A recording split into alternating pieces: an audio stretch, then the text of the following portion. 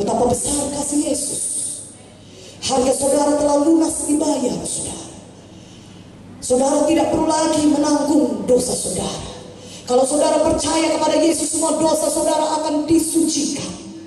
Tuhan Yesus berkata dalam Yesaya 1 ayat 18, walaupun besar dosamu merah parna seperti kirmisi, akan menjadi putih seperti salju.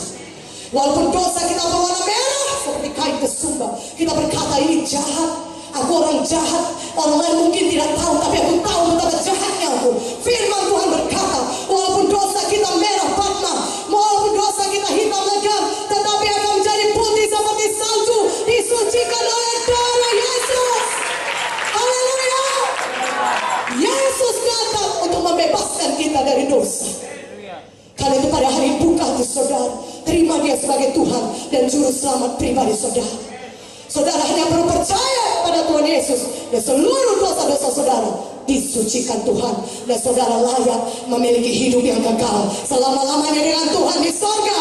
Katakan amin. Haleluya. Haleluya.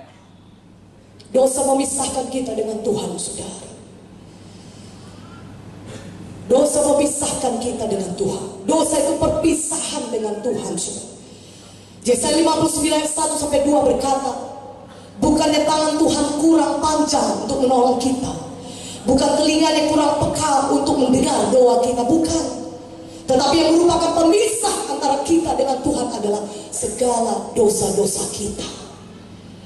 Itulah sebabnya malam ini jangan ada lagi kita yang berpisah dari Tuhan. Jangan ada lagi dosa yang memisahkan kita dengan Tuhan. Tapi biar pada hari ini kita terima darah Yesus menyucikan kita dari segala dosa kita, sehingga kita bisa memiliki hubungan pribadi dengan Tuhan. Di sini kita diberkati, di dunia yang kekal, surga yang kekal sudah menunggu kita. Katakan haleluya. Haleluya.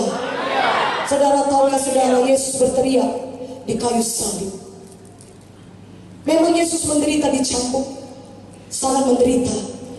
Tubuhnya sangat berat menanggung penderitaan fisik itu, saudara. Itulah sebabnya Simon dari Kirene harus menolong membawa salib itu sampai ke Golgota, karena tubuh Yesus sudah hancur, dicambuki sedemikian rupa, sudah tidak kuat lagi menanggung salib itu.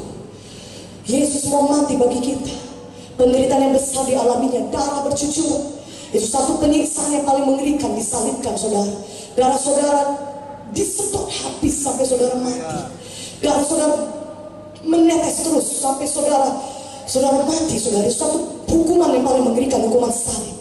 Tapi tahukah saudara, sengsara Yesus yang paling besar sebenarnya adalah apa? Dia berpisah dengan Bapaknya. Itulah sebabnya ketika di kayu salib dia berteriak. Dia memang berat menderita semua sakit itu, tapi yang paling berat baginya ketika dia berpisah dengan Bapaknya. Dia harus menanggungkan semua dosa manusia ini. Karena itu dia berpisah, dia berteriak, Eloi, Eloi, lama sabachthani. Artinya, Allahku, Allahku, mengapa engkau meninggalkan aku?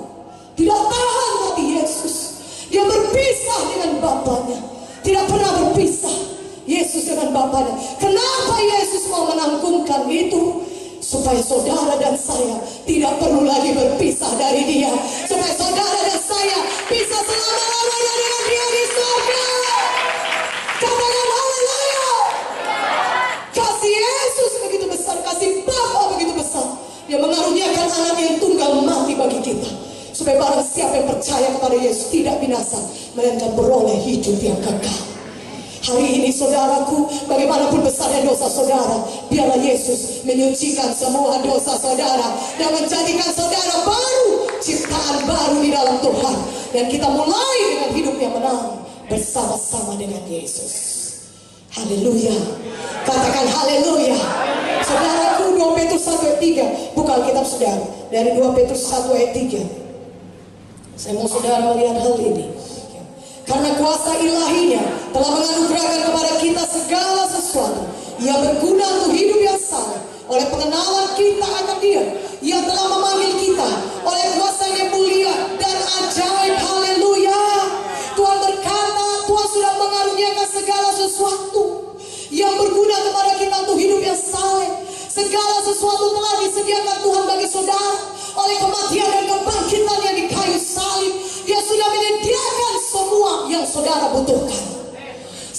sesuatu yang berguna untuk hidup yang saleh di dunia ini. Apakah itu berkat Tuhan yang melimpah? Apakah itu kesehatan, kekuatan? Apakah itu umur yang panjang? Apakah itu kesembuhan? Semuanya sudah disediakan Tuhan. Lebih kuat dong amennya. Lebih kuat amennya, katakan amin. Haleluya. Segala berkat yang saudara butuhkan sudah Tuhan sediakan. Saudara butuh kesembuhan, Tuhan Yesus menyembuh kita. Oleh pilurnya saudara sudah sembuh. Dan Tuhan berkata Dia menanggung semua kutuk dosa, sehingga saudara bisa hidup berhasil di dunia ini. Tidak perlu gagal lagi. Saudara bisa hidup sukacita di dunia ini.